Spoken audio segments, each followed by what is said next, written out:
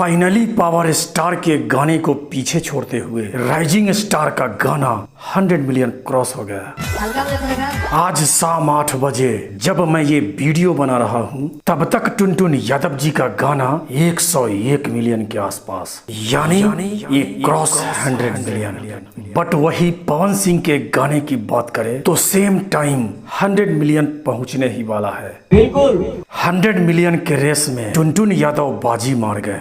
ये कोई power star या राइजिंग स्टार का जलवा नहीं है, ये आप सब का प्यार है। इंस्टा पे भी इस गाने पे लगभग 3 मिलियन प्लस रील्स क्रिएट हो चुका है। बात करें ट्रेंडिंग की तो ये गाना स्टार्टिंग से ही ट्रेंडिंग में है।